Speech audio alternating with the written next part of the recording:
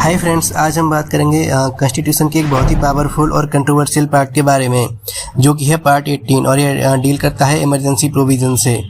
यह वही प्रोविजंस हैं जो गवर्नमेंट को एक्स्ट्रा ऑर्डिनरी पावर्स देते हैं जब देश किसी बड़ी क्राइसिस में हो, चाहे वार हो, इंटरनल डिस्टर्बेंस या फाइनेंशियल क्राइसिस।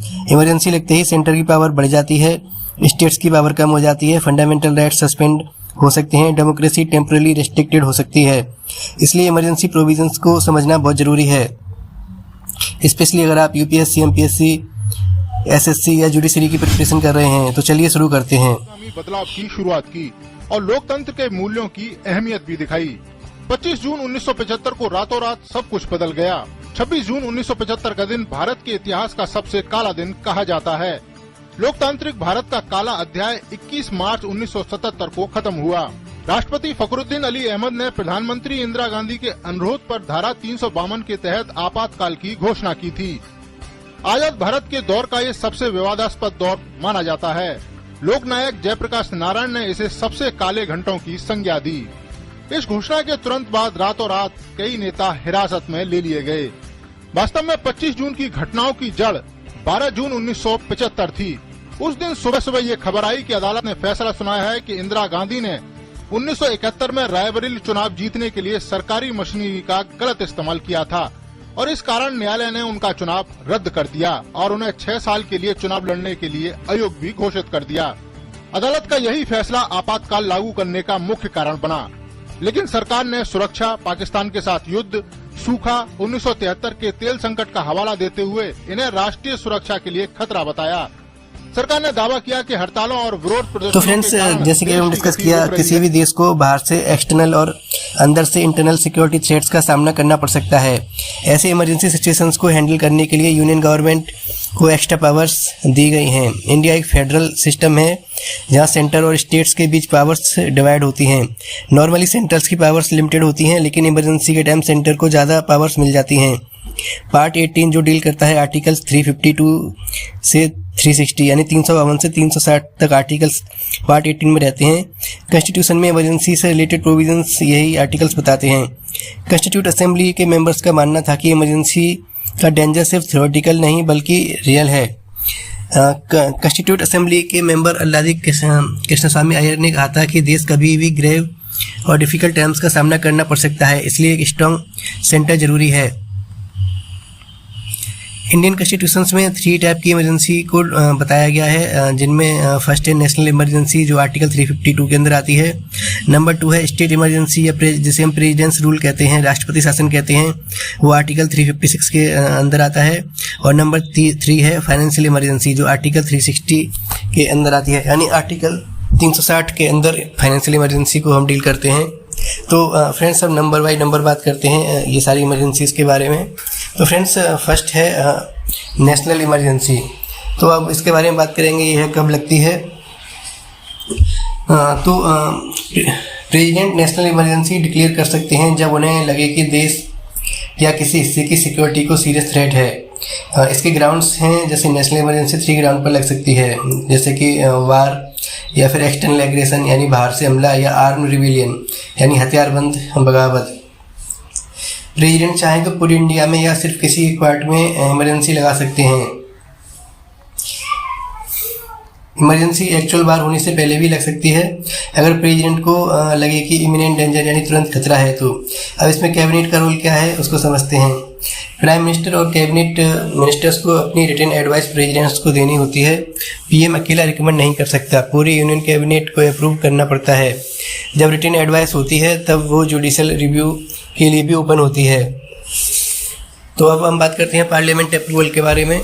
इमरजेंसी प्रोक्लेमेशन यानी इमरजेंसी घोषणा पार्लियामेंट से अप्रूव करवाना जरूरी होता है। 1 महीने के अंदर अप्रूव कराना होता है।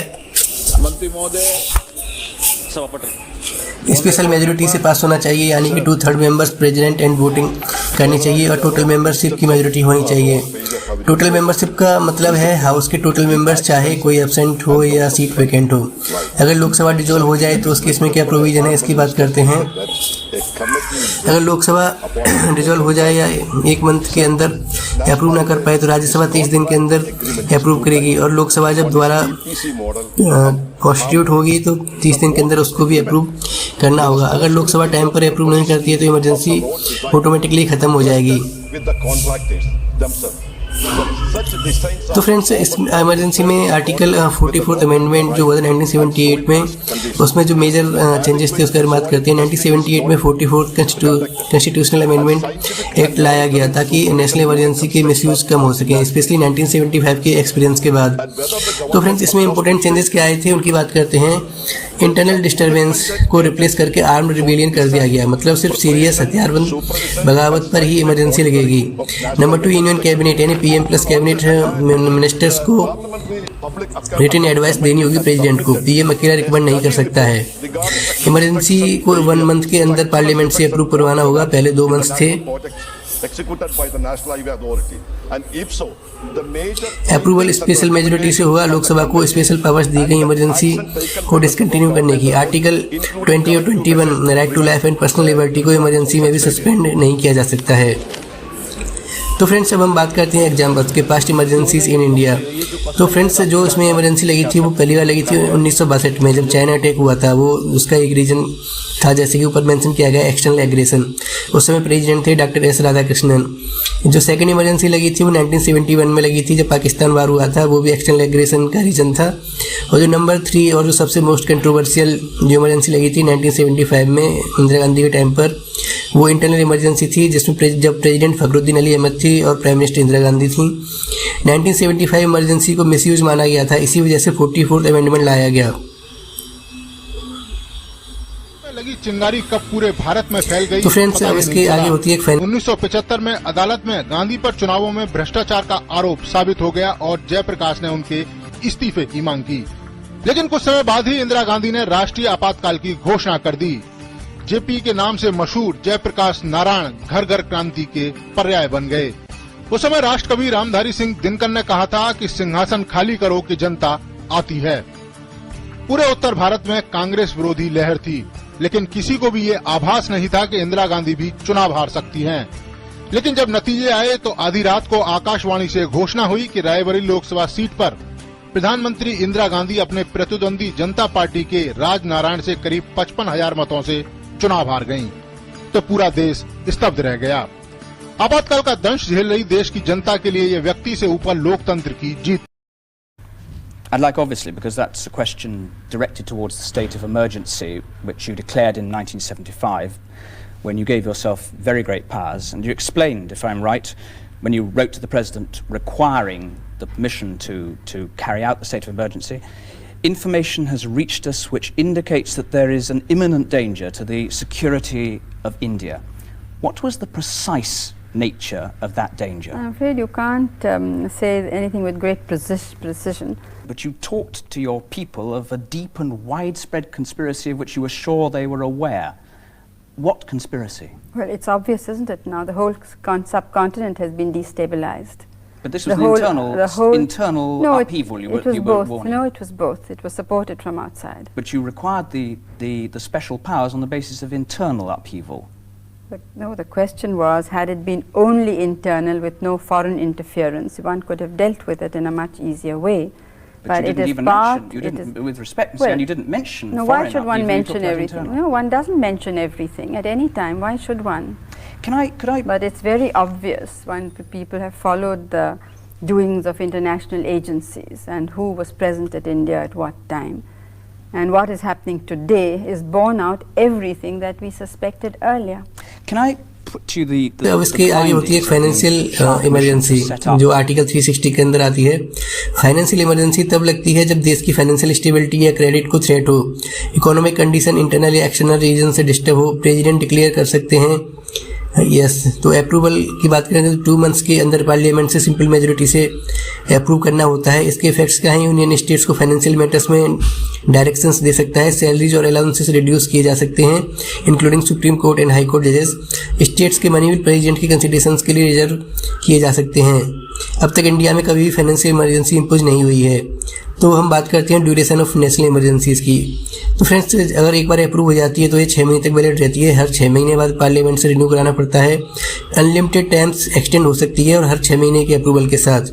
अब बात करते हैं इफेक्ट्स ऑफ नेशनल इमरजेंसी। तो फर्स्ट हम बात करेंगे एग्जीक्यूटिव पावर्स की। इंडिया टेम्परेरी यूनिटरी सिस्टम बन जाता है। यूनियन गवर्नमेंट स्टेट को डायरेक्ट इंस्ट्रक्शन दे सकती है। नंबर 2, लेजिस्लेटिव पावर की बात करें तो पार्लियामेंट स्टेट लिस्ट के सब्जेक्ट्स पर भी लॉ बना सकती है। फेडरल स्ट्रक्चर टेम्परेरी वीक हो जाता है। लोकसभा का टर्म 1 साल तक बढ़ जाता है, लेकिन इमरजेंसी खत्म होने के 6 महीने के अंदर इलेक्शन जरूर कराना पड़ेगा। और जो फाइनेंशियल रिलेशंस हैं, प्रेसिडेंट आर्टिकल्स 268 से 279 जो कि सेंटर स्टेट रेवेन्यू शेयरिंग है, मॉडिफाई कर सकते हैं। तो फ्रेंड्स, अब बात करते हैं फंडामेंटल राइट्स की क्या स्थिति होती है जब इमरजेंसी हमारी इम्पोज होती है। तो जो हमारा आर्टिकल 358 है वो डील करता है, मतलब आर्टिकल 358 कहता है कि जब भी इमरजेंसी लगेगी तो आर्टिकल 19 ऑटोमेटिकली सस्पेंड हो जाता है, जिसमें कि हमारी 6 फ्रीडम्स होती हैं। सिर्फ वार या एक्सटर्नल एग्रेशन के केस में ही ये होता है, आर्म रिवेलियन में नहीं होता है। आर्टिकल 359 क्या कहता है कि प्रेसिडेंट ऑर्डर के थ्रू फंडामेंटल राइट्स के इन्फोर्समेंट को ही सस्पेंड किया जा सकता है। यानी कि अगर आपका कोई फंडामेंटल राइट्स वायलेट होता है तो उसमें हमें आर्टिकल 32 के अंदर सुप्रीम कोर्ट, हाई कोर्ट जाने की हमें डायरेक्ट पावर दी गई थी, तो वो पावर ही सस्पेंड हो जाती है। लेकिन आर्टिकल 20 और 21 सस्पेंड नहीं होते, जैसे कि हमने डिस्कस किया था। तो अब हम बात करते हैं रिवोकेशन ऑफ इमरजेंसी के बारे में। इमरजेंसी ख़त्म कैसे होती है? अगर प्रेसिडेंट प्रोक्लेमेशन करता है, विड्रॉ करता है उसको, मतलब प्रेसिडेंट अपनी घोषणा करता है कि हम विड्रॉ कर रहे हैं उसके बाद, और लोकसभा रिजोल्यूशन पास करके भी डिसकंटिन्यू करने के लिए इसको हम कर सकते हैं।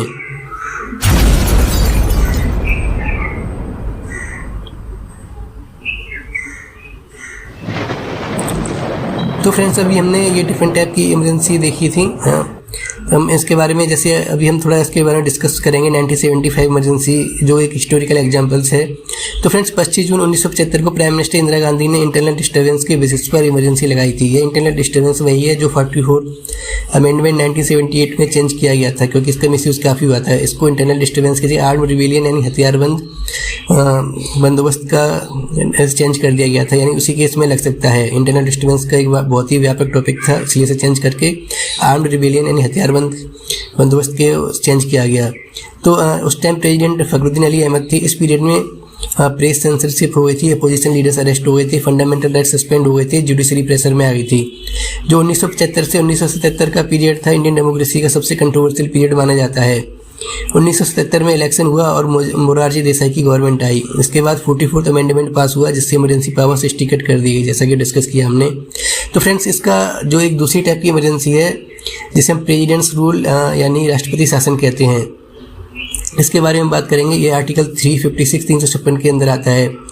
इसे स्टेट इमरजेंसी भी कहते हैं। यह कब लगती है, इसके बारे में बात करते हैं। जब स्टेट में कॉन्स्टिट्यूशनल मशीनरी फेल हो जाए, यानी संविधान के अंतर्गत जो मशीनरी चलती है वो फेल हो जाए, तो गवर्नर इस रिपोर्ट करता है कि स्टेट गवर्नमेंट की फंक्शनल ठीक से नहीं कर पा रही है, तो इसको कौन डिक्लेयर कर सकता है? इसकी पावर प्रेसिडेंट के पास होती है। गवर्नर की रिपोर्ट के आधार पर या बिना रिपोर्ट के भी प्रेसिडेंट इसको लागू कर सकते हैं। इसका ड्यूरेशन 6 महीने के लिए होता है, मैक्सिमम 3 ईयर्स तक एक्सटेंड हो सकती है।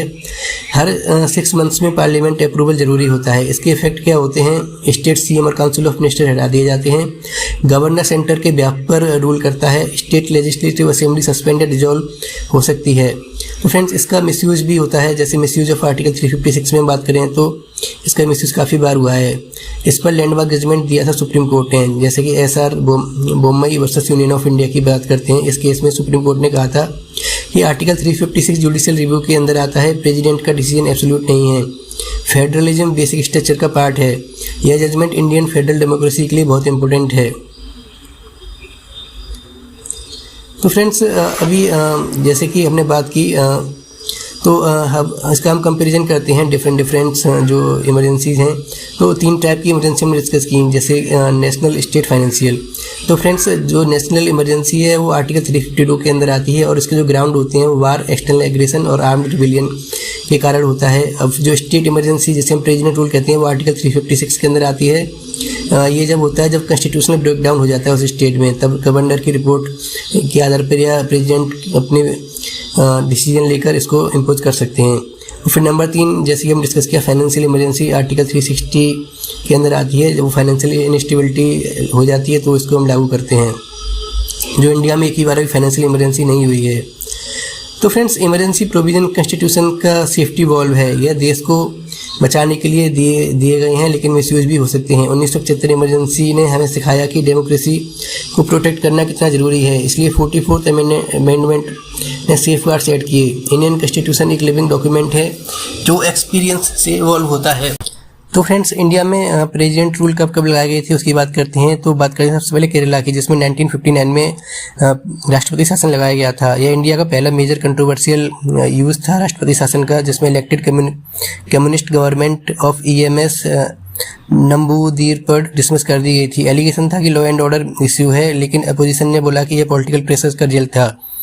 इसे आर्टिकल 356 के मिसयूज की डिबेट शुरू हुई थी। 1977 में मास डिसमिसल किए गए थे आफ्टर जनरल इलेक्शन, जब मोरारजी देसाई की जनता पार्टी गवर्नमेंट सेंटर में आई थी। कांग्रेस रूल नॉन स्टेट की गवर्नमेंट डिसमिस कर दी गई थी। पॉलिटिकल रिवेंज जैसा स्टेप इसको माना गया था। 1980 की बात करें तो इसमें रिवर्स एक्शन हुआ था, जब इंदिरा गांधी वापस पावर में आई थी। जनता पार्टी रूल स्टेट्स को डिसमिस कर दिया गया था। यह क्लियर पॉलिटिकल रिटेलिएशन था। अब हम बात करते हैं कर्नाटक केस, जो कि 1989 में था। यह लीडिंग टू लैंडमार्क जजमेंट हुआ। प्रेसिडेंट्स रूल इम्पोज किया गया था डेस्पाइट मेजोरिटी डिस्प्यूट। यह मैटर सुप्रीम कोर्ट तक गया था। इस केस में सुप्रीम कोर्ट ने हिस्टोरिक जजमेंट दिया, जो कि SR Bommai versus union of India था। इस जजमेंट ने कहा आर्टिकल 356 जुडिशियल रिव्यू के अंदर आएगा। Majority test floor of the house में होगा। फेडरलिज्म कॉन्स्टिट्यूशन का बेसिक स्ट्रक्चर है, इसको हम रिमूव नहीं कर सकते। प्रेसिडेंट का डिसीजन एब्सोल्यूट नहीं है। ये केस आर्टिकल 356 के मिसयूज की कंट्रोल करने में टर्निंग पॉइंट था। अब हम बात करते हैं बिहार की, जहां 2005 में राष्ट्रपति शासन लगाया गया था। असेंबली डिसॉल्व कर दी गई थी before floor test. Supreme court ने इस एक्शन को क्रिटिसाइज किया था। अब हम इसके इंपोर्टेंट फैक्ट्स की बात करते हैं। आर्टिकल 356 लगभग 100+ टाइम्स यूज हो चुका है इंडिया में। सबसे ज़्यादा 1970 से 1990 के बीच मिसयूज हुआ है, लेकिन SR बोमई जजमेंट के बाद मिसयूज सिग्निफिकेंट कम हो गया है। तो फ्रेंड्स, प्रेसिडेंट रूल एक इमरजेंसी सेफ गार्ड है, लेकिन जब पॉलिटिकल वेपन बन जाए तो फेडरलिज्म डेंजर में आ जाती है। इसलिए सुप्रीम कोर्ट का रूल डेमोक्रेसी को प्रोटेक्ट करने में बहुत इंपॉर्टेंट है। After meeting with Home Minister Amit Shah, there were questions about what the BJP would do next, and it looked likely that they would not allow President's rule but would try to go ahead and appoint another face as the Chief Minister. But now the confirmation coming in, the President's rule has been imposed in Manipur. तो friends, जो अभी latest president rule India में जो लगाया गया था वो मणिपुर में 13 फरवरी 2025 से लगाया गया था आर्टिकल 356 के अंदर, क्योंकि वहाँ एथनिक वायलेंस और सिक्योरिटी सिचुएशंस काफ़ी ख़राब हो गई थी, जिसके बाद NV सिंह ने CM पद से इस्तीफा दिया था। मणिपुर असेंबली अभी सस्पेंडेड एनिमेशन में है और वहाँ कॉन्स्टिट्यूशनल मशीनरी फेल होने के कारण यह एक्ट लगाया गया था। तो इसके की पॉइंट्स क्या थे? तो फ्रेंड्स, मणिपुर में जो प्रेसिडेंट रूल लगा था वो उसका वजह था वहाँ की मैती और कुकी कम्युनिटीज के बीच ऑनगोइंग वायलेंट और कॉन्फ्लिक्ट और कानून व्यवस्था का ब्रेकडाउन होने के कारण। सस्पेंडेड एनिमेशन असेंबली को डिसॉल्व नहीं किया गया है, पर सस्पेंडेड एनिमेशन में रखा गया है। आर्टिकल 356 जो कहता है कॉन्स्टिट्यूशनल मशीनरी के फेल होने पर गवर्नर की रिपोर्ट के बाद प्रेसिडेंट द्रौपदी मुर्मू ने इसी वजह से इसको लगाया था ड्यूरेशन। यह रूल शुरू में 6 महीने के लिए वैलिड होता था और प्रेसिडेंट के अप्रूवल से इसे 3 साल तक एक्सटेंड किया जा सकता है। यह हाल में हुई सबसे मुख्य प्रेसिडेंट रूल की घटना है।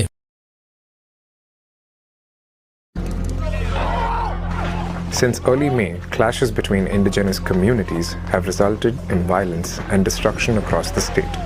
At least 60 people have died, 20,000 displaced, and 1,700 houses have been burned down.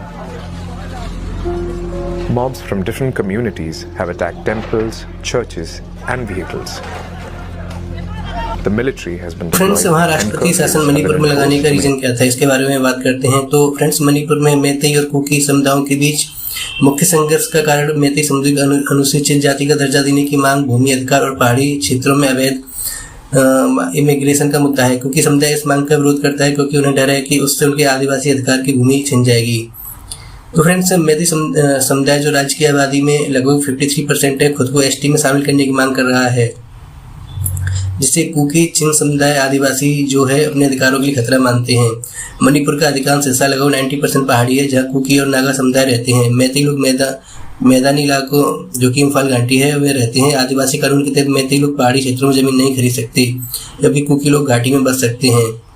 मुख्यमंत्री बीरेंद्र सिंह सरकार ने आरोप लगाया था कि म्यांमार से अवैध रूप से आए कुकी समुदाय के लोग वन भूमि पर अतिक्रमण कर रहे हैं और अफीम की खेती तथा मादक पदार्थों के व्यापार में शामिल हैं। मार्च 2023 में राज्य सरकार ने कुकी उग्रवादी संगठनों के साथ हुए त्रिपक्षीय निलंबन सस्पेंशन ऑफ ऑपरेशंस समझौते से हटने का निर्णय लिया, जिससे कुकी समुदाय में काफ़ी नाराजगी पैदा हो गई थी। यही संघर्ष मुख्य रूप से एथनिक कॉन्फ्लिक्ट को लेकर है, ना कि धर्म को लेकर, तो इसीलिए वहाँ राष्ट्रपति शासन लगाया गया था।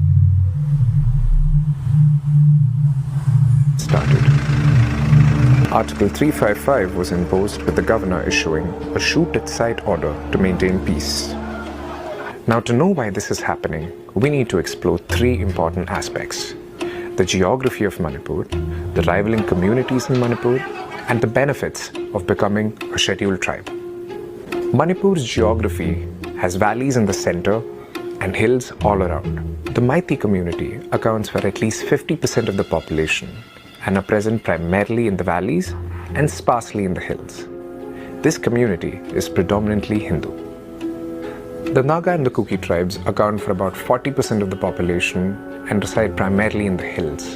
These communities are Christian and have the scheduled tribe or the ST status. India reserves jobs, college admissions, and elected seats for the communities under this category to rectify historical wrongs that have denied equal. The Meitei community has been demanding to be included in the scheduled tribe category for many years. The community, being a minority in the hills, have historically been displaced and believe reservations would help them preserve and give them access to the land of their ancestors. In April, the Manipur High Court asked the state government to consider their petitions and take quick action. Other tribal groups fear that the inclusion of the Meiteis in the ST category will jeopardize access to jobs and resources, including land. They are of the opinion that the Meiteis, who are already a majority in the state, will come for their land.